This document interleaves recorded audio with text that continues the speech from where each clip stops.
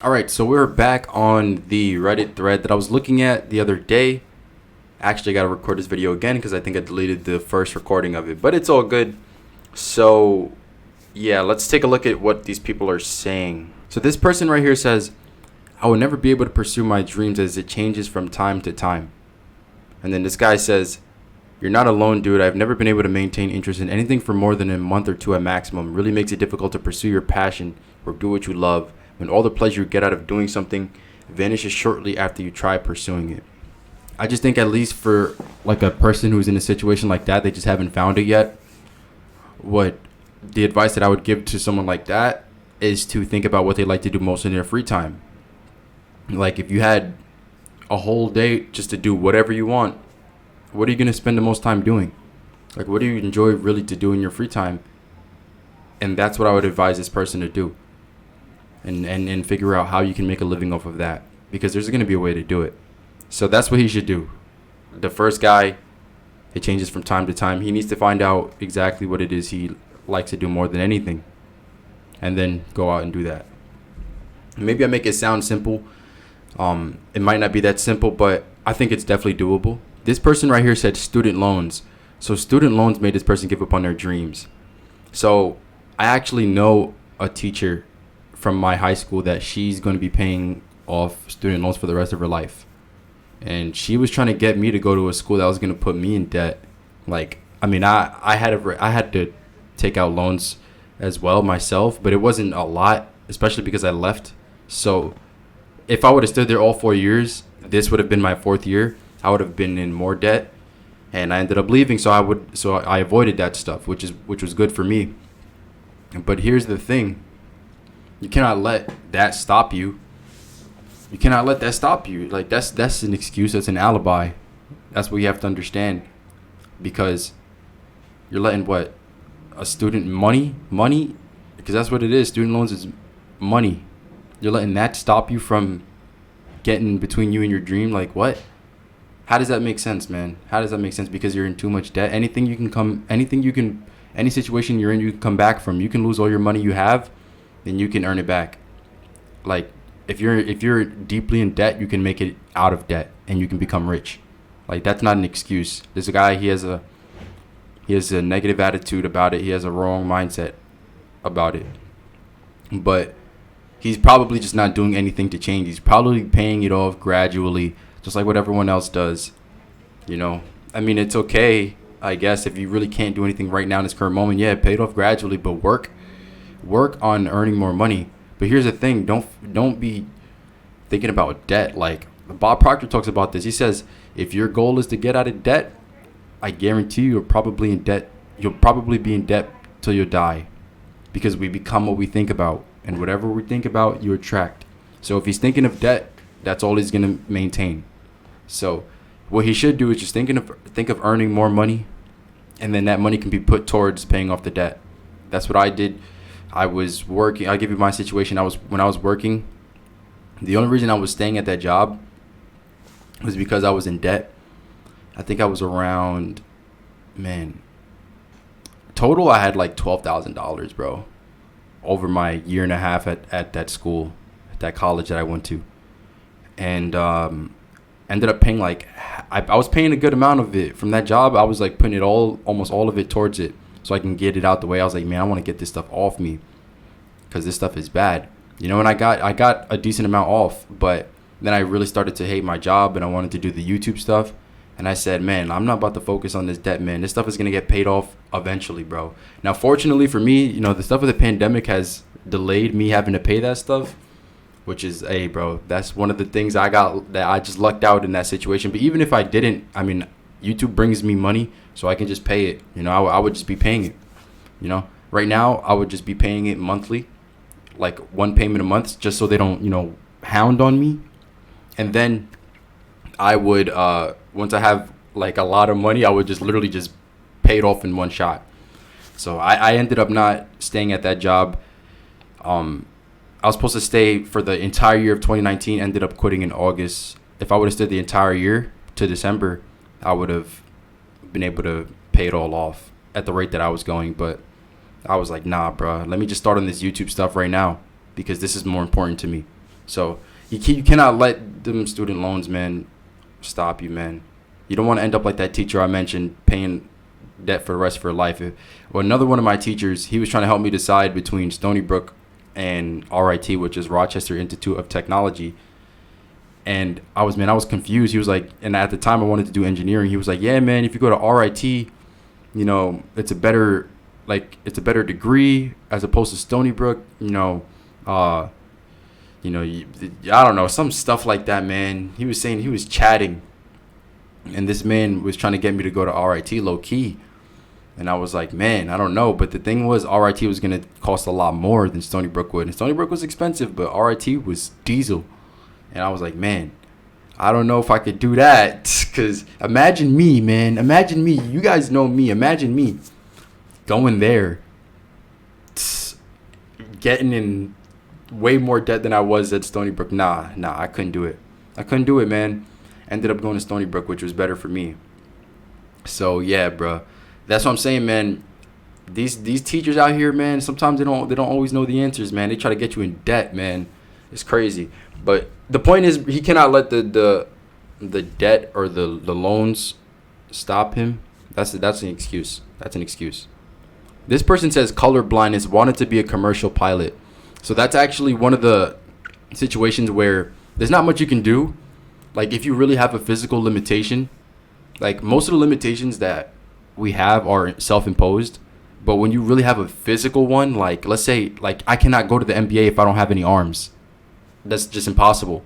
I don't care what no man tells me, that's not happening. So, there's always going to be a physical limitation. And if you have that, then what he needs to do is he needs to find something else, or maybe something similar in that industry where he can do that. And, the color blindness is not, a factor in stopping him. Or he can just find something else that he enjoys.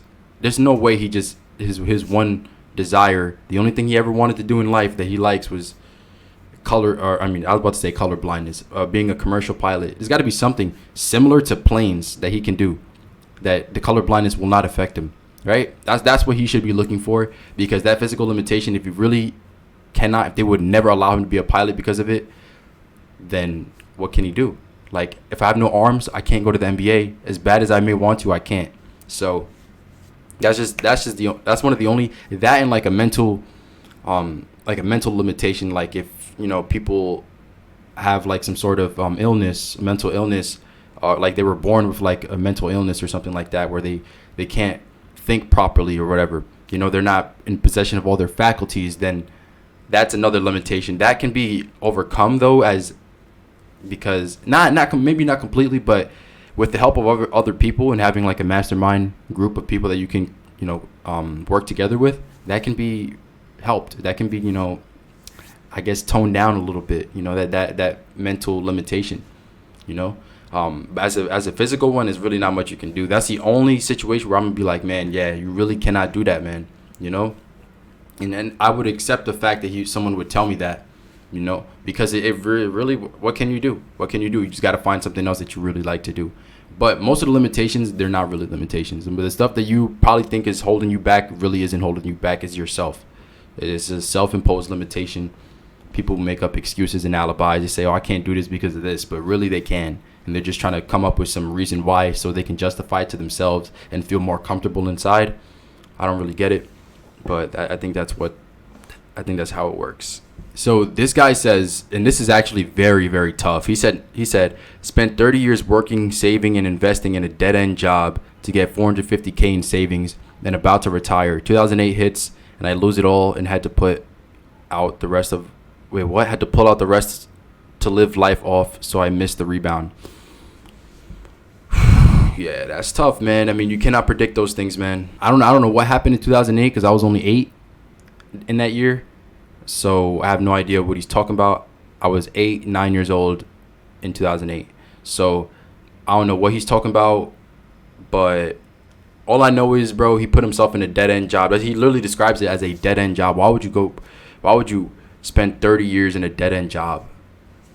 Nah. You see, one thing people don't understand is that people work jobs because they think jobs offer them security, but they really don't. A job is not always going to give you security, man. It really isn't. like that. Like, look what happened to this man. He probably thought he was safe and secure, and all of a sudden 2008 came around and boom, it was over for him.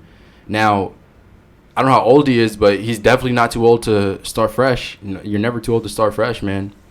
That just because he lost it all doesn't mean he can't make it back. But I feel like he has a mentality of, I lost it all and now I'm screwed. Now I'm screwed. That's not the good mentality to have. He can make it all back. He can earn it all back, I should say. He can earn it all back. Everything he earned, he can earn it back. So that's what he should be focused on, man. That's what he should be focused on. He doesn't have that optimism, though. And this guy says, knowing your weaknesses and limitations is that you'll never be able to surmount them. I wish I could talk to him and ask him what his weaknesses and limitations are, because a weakness can be overcome by just working on the weakness. A limitation, I don't know exactly what kind of limitations he's talking about. If we're talking about what I mentioned earlier, as in that situation where if you have no arms you can't go to the NBA, then yeah. But for the most part, people use that word limitations, and it's not really limitation. They just think it's in their mind, but it's not. So I don't really know what he's talking about. This one, depression and anxiety. Fortunately, depression has been thanks to the help of my therapist, psychiatrist, and endocrinologist. Anxiety is something I'm still fighting. I want to chase my dreams, but I have to start out small to rack up small successes, which are very important when you're struggling with mental illnesses. I've wanted to pursue these dreams for many years, but had to put them on hold to focus on recovery. So there's a good aspect of this guy. The good aspect of it is that he acknowledges his situation, and then he's going out to try to seek help, which is good. That's what we should do. But at the same time, he doesn't really need to seek the help, if you get what I'm saying. I've made a whole vlog about depression, and I've spoken about anxiety and how to overcome that stuff. The way you overcome that stuff is by changing your attitude, okay? And relaxing. You completely relax and just change your attitude. Lay down, relax, think about the situation, and come up with a whole new perspective on the situation. I don't know what he was depressed about, what he was anxious about, but he didn't need to see therapist, psychiatrist, or an endocrinologist in order to help him with that. If he knew how his mind worked, he wouldn't have to do that. But if he doesn't, then he should do that, which obviously he didn't. That's why he went out to seek that help. But if he knew that he can overcome that stuff with just the power of his own mind, then he wouldn't have to seek that help out. But I'm glad he did. But it seems like he's still not over it. I feel like if I sit down one-on-one with someone who's going through something, I feel like I can help them. Like, that's me. That's just me. I feel like I can help them right then and there. Like, it's not going to take me sessions upon sessions to, come to some sort of plan, devise some sort of plan as to how they're going to get through whatever. I don't know. I'm going to have them tell me what's going on, and I'm going to just advise them. I'm going to tell them right there. And I feel like as they walk out, they will be changed. That's just me, though. That's just me. I feel like I could change any person. But this is good that he's seeking the help, man. But what he needs to understand is changing his attitude is going to help with his depression and anxiety, as it did for me. I never really had anxiety, but depression, yeah, I was going through it. 2018 was my dark year. So there's been some tough times, man. But all I did was change my attitude, and it was instant change in the way I was feeling, in my mood, instantly. As soon as I adopted a new attitude about the situation, looked at it from a different perspective, everything changed, and I started to feel I was a lot happier, and I was able to focus on what was important to me. And that's what he needs to do, but he doesn't know how to, and I cannot really tell him. 5 years ago. Hopefully he's okay now.